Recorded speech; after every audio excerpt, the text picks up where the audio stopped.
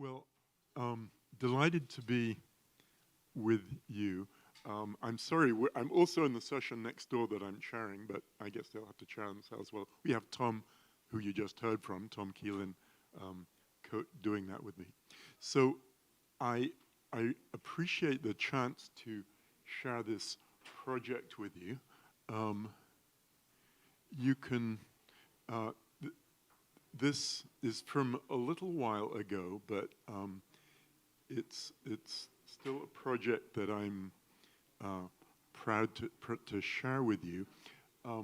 It's on this question of, so if any of you have been in Santa Barbara or even parts of LA, looked from the beach, you can see in the distance these offshore oil platforms. And they've come to the end of their useful life, and the question is, what should we do about them? And I was one of a actually quite substantial team asked to address this problem a few years ago. And I'm going to talk, well, first of all, what is this problem? You know, why is it interesting? Why is it important? And in particular, point out we had to deal with, as well, a lot of energy problems, particularly to do with offshore oil and gas, a lot of conflicting stakeholders. What kind of process we went through using a kind of decision model, decision analysis, and sensitivity analysis, and stakeholder group dynamics. And could we come up with a solution that will make everybody happy? So, and a few lessons. So this is a picture of Huntington Beach, just south of LA, as it looked in 1926. And you'll see there's a forest here of oil derricks. And it's also kind of a literal forest in that these derricks were made of old growth redwood, obviously moved from wherever that forest was growing, something that we don't use redwood for anymore, thankfully. And when I first gave this talk, it happened to be at a hotel on Huntington Beach, and this was kind of the view. So you could still see one or two oil wells, but they're way offshore. And this is a map of Southern California. And you'll see the blue dots and the red dots are oil production facilities, oil and gas. And Huntington Beach marked where we are now, and the Harmony platform, which will play a role in this story, marked there just off of Santa Barbara County. And Platform A, which is the villain of the piece. Platform A in 1969 had a major oil spill. And this oil spill and the pictures of people cleaning it up and dying pelicans and seals and so on has been credited with helping spark the environmental movement in North America, and possibly even Nixon, who developed the Clean Air Act and some of the important early environmental legislation back when Republicans thought the environment was important. Oops, I shouldn't say that.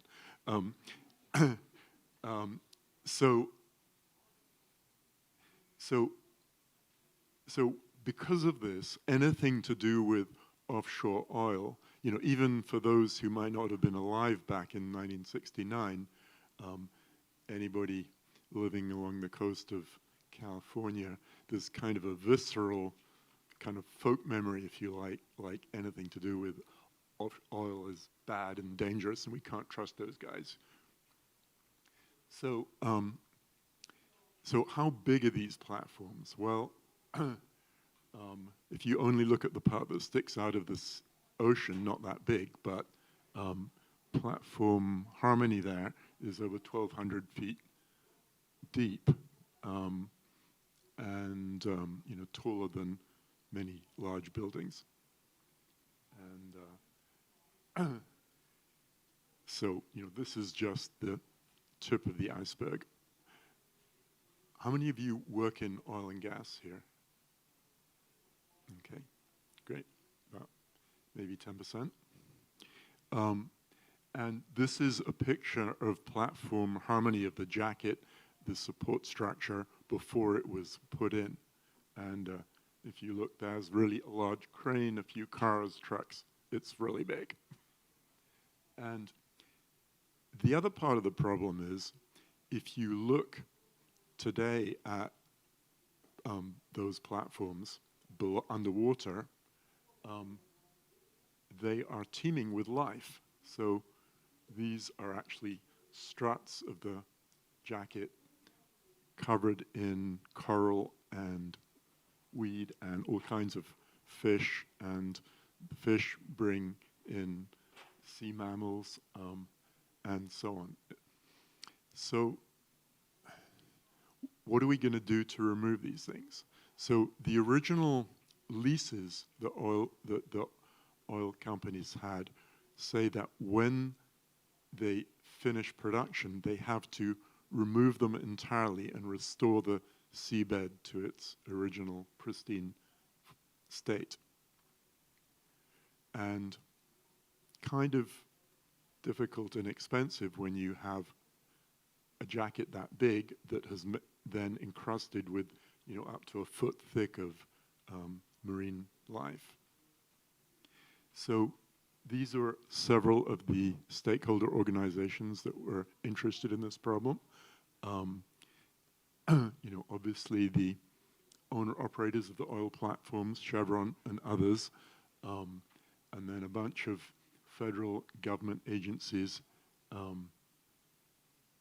NOAA, state agencies, California Coastal Commission, environmental groups, Ocean Conservancy, Greenpeace, and recreational divers, human and otherwise.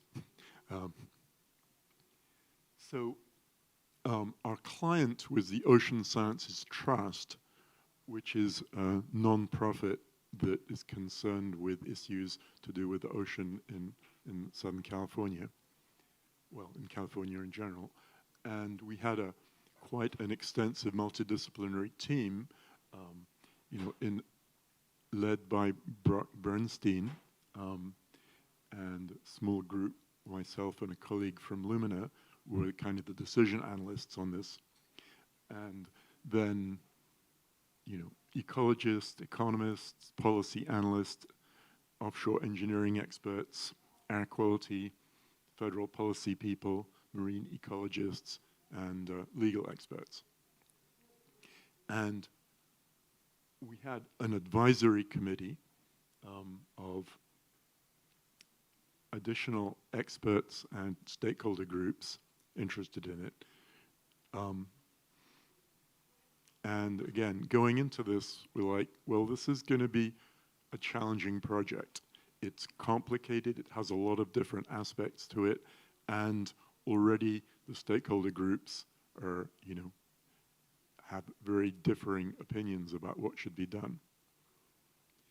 So I did, what we do at Lumina, which is try to develop a model of the issues, a decision model, using our Analytica software, in our case.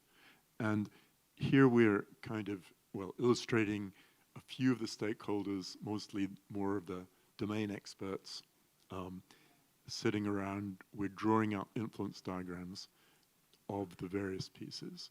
I mean, actually, it was more like me and a colleague sitting down with a oil rig engineer, developing a cost model of what it costed to cut one of these things up and cart it away. Or sitting down with a fisheries expert and trying to model how many fish are breeding, because most of the ocean is flat sand this area. There's only a small amount of rock. The platforms are very popular with a lot of the marine wildlife that actually likes kind of vertical and different angles and things. That's partly why it's so richly colonized. And there are experts that have modeled the productivity, the marine,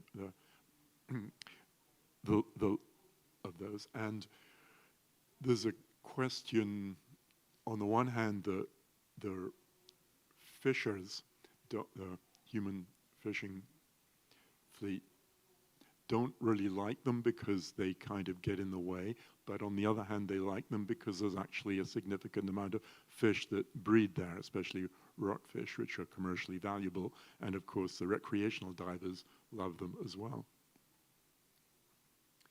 So, so here is we kind of use, let me switch through this. This is kind of, background to why we used Analytica. This is, the vertical column is a list of 8 attributes, objectives, things that at least one of the interest groups care about. On the left, the decommissioning options, so a set of decisions. Each of these things is in a thick black outline, meaning it's kind of a module. So inside there, there's a lot of detail. And I'll show you detail in just a few of these cases to give you a flavor. So in the decommissioning options, you can structure this as a decision tree. So there's 3 basic options, things that we can do. Complete removal, and that's kind of what is required under the leases. Or the bottom 3, leave it in place. Just leave it there. Say, okay, this is, we have to change the law somehow, so we can allow to do that, but we will reuse it.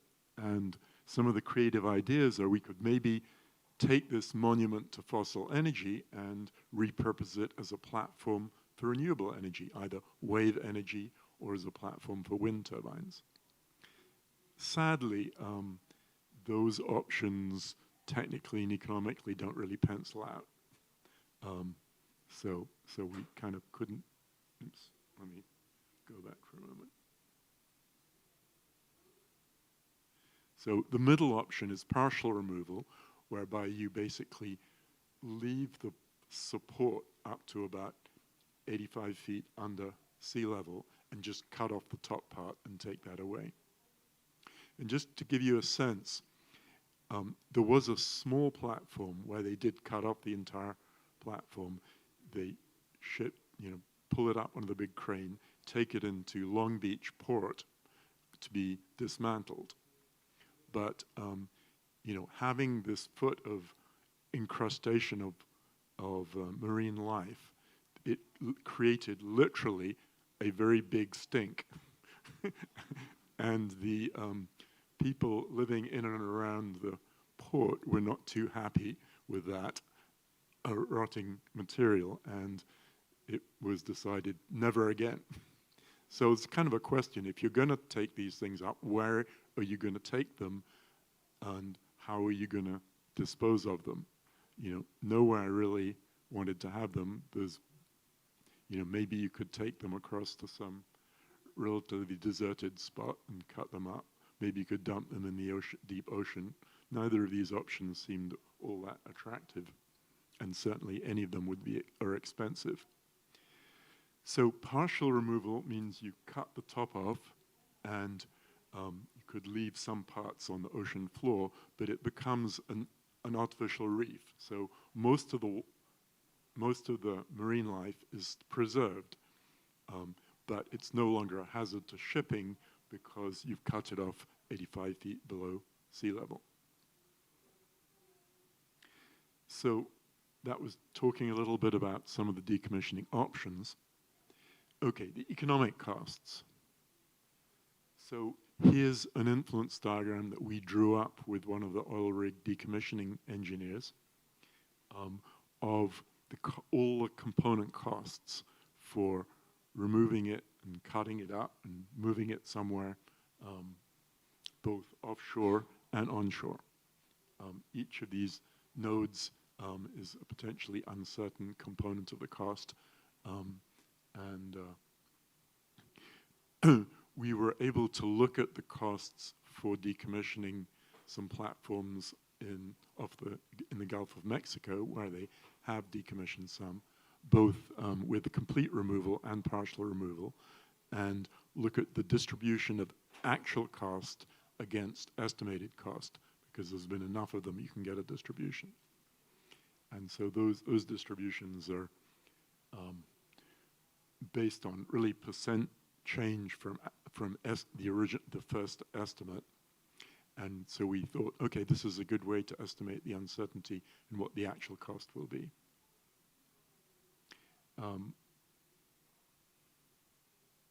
Okay, air quality. So you might not think air quality would be much of an issue here. Certainly that's what I thought, but it turns out that you have to get one of these crane barges that can lift, a couple of thousand tons, and actually you had to drive it, you had to ship it, or whatever the right word is, from the North Sea, where most of these are right now, putting up wind farms. So that's kind of a long drive, and plus, at least the bigger ones don't even fit through the Panama Canal, so it's a really long drive. And then it has to be sitting in the Southern California LA air shed quite a while, and it turns out that's a non-trivial amount of air pollution. Okay, one last component, impacts on marine mammals. So this is just to kind of show you roughly kind of how one might go about trying to, what we might say is quantifying the unquantifiable. How do you create a quantitative model taking into account these objectives for such things as impact on marine mammals? So for each of these attributes, you figure out, well, what's the best level? And in this case, the best thing is to just leave the thing in place. There's no impact. The worst thing is we remove it entirely with explosives. It causes disturbance, orientation, and so on, disturbing the seals and the whales. And then there's some intermediate things, and we try to rate them on a scale between 0 and 100 of how the medium and poor might fare between the worst by definition is 0 and the best is by definition 100.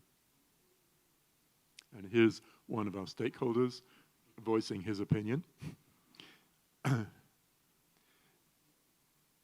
Okay, last one, compliance. So again, I mentioned there's legally, the leases say it have to be removed, so we'd have to, if we're not going to remove them completely, you have to change the law. And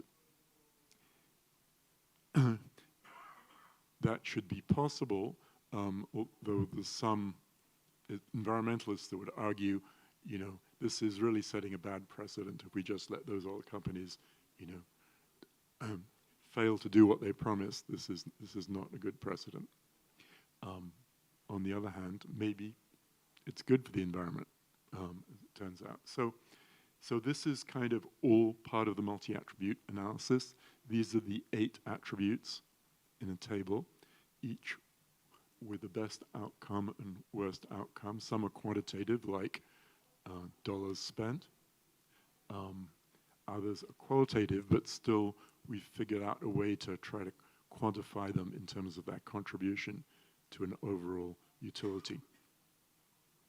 And then we estimate swing weights for each of these attributes, starting out by 100 to the most important attribute. And most important here means cost isn't just most important in the abstract, but specifically the difference between 0 and $250 million for complete removal was rated, at least by this particular stakeholder, as that range is more important than the range of any of these other attributes. And of course, each stakeholder may have a different opinion about these relative weights.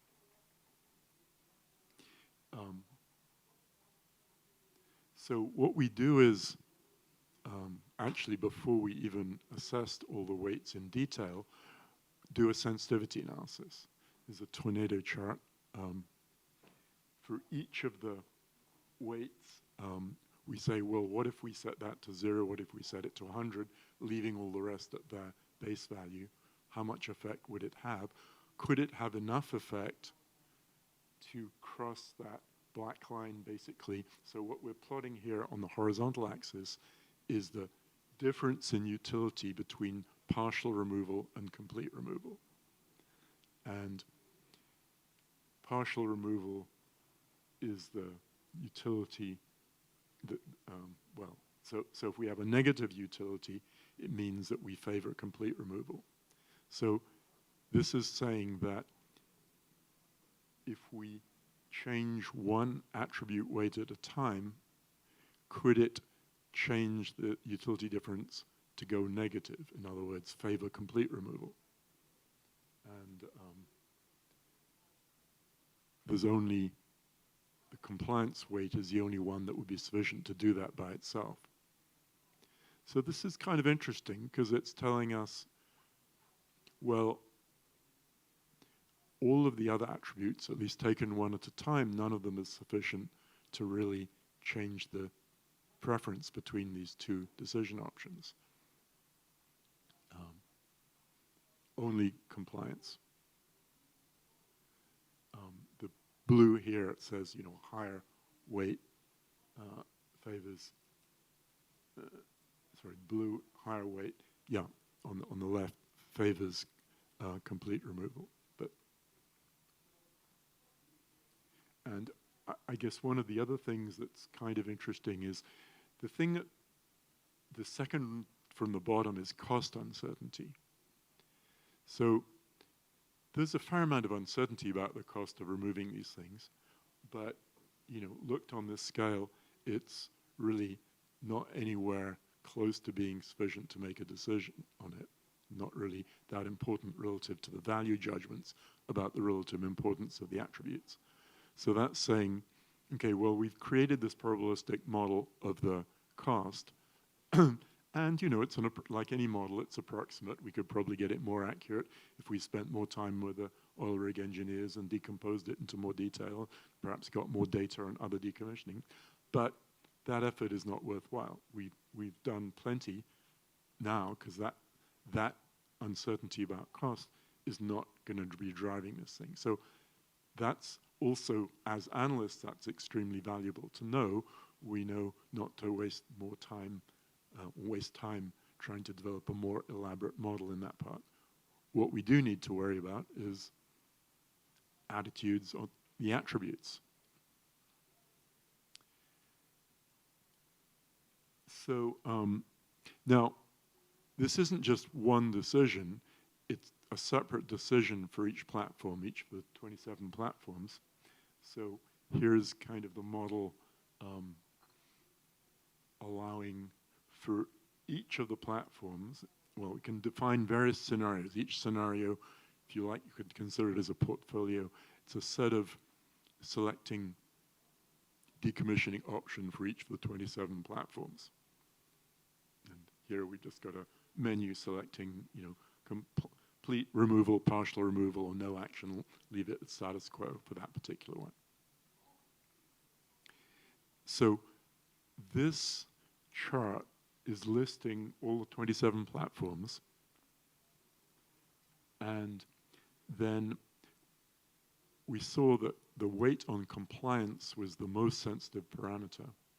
So we're changing the weight on compliance from 0, meaning we don't care about compliance, we'll change the law and it's not a problem, to 100, meaning this is important, we're going to leave it where it is, to see how it affects which platforms we're going to do partial or complete removal, partial being the light blue, complete being the dark blue. And ordered the platforms by depth. Does that include Q&A? Yes. Yep. Okay, okay, good. So anyway, so it's kind of a sensitivity analysis. Okay. So we did this analysis.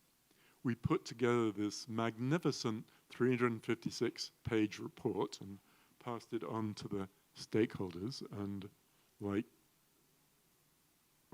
a lot of them were like, really? You want us to read this thing? Well, I didn't, that was the impression I was getting. So anyway, I'm sure you get the point from this cartoon. So one of them said, couldn't you just summarize it in one page? And that was like very irritating, We put a lot of work into this. One page, are you kidding? Well, so then I thought, okay, well, maybe that's a good idea. So really the decision was full removal versus partial removal. These are not all the attributes. These are just sort of the key things that characterize the difference between those attributes in a short list. Expected to the bottoms, full removal, expected cost 1.09 billion. Partial removal, saving $500 million. Partial removal does require waiver of leases, but it retains most of the biological production, retains recreational fishing, much reduced environmental impact, as well as lower cost. Like, what's not to like? Well, there were some people who were still, okay, well, how about this? For the savings of that $500 million, instead of it all going to the platform operators, we split it. Half goes to the platform operators, or 45%. 55% goes to an ocean conservation fund, which is administered by the state, because there's still some risks and ongoing management from the reefs, the artificial reefs, if we take that option. So with that, everybody, almost everybody, was happy. And there was a Rigs to Reefs bill passed by the California legislature with near consensus, which, on environmental things never happens. They waived strict compliance, split the savings, and told you this is a little bit of an old study, that here is our former Governor Schwarzenegger signing the bill. And we also got a prize from the Decision Analysis Society, which was nice for the team. So a few lessons. So, well, you saw an example of using influence diagrams as a way to structure problems. The value of sensitivity analysis and telling you what matters, and equally importantly, what doesn't matter and you don't have to worry about. Sometimes a little ingenuity can help you come up with better decision options. You think you have the space of options available, but there's always, or often, interesting and new ones. The importance of simplicity and clarity in communicating the insights on a single page, if that's, and also by providing this model, we created it as an interactive tool that some of the stakeholders, including the oil platform operators, played with themselves to get some confidence and understanding of what's going on. And even sometimes in cases of conflict, you can actually, when focusing on what matters and why it matters, maybe there's a consensus that you can reach. Don't want to promise that is always the case, but perhaps more often than we think.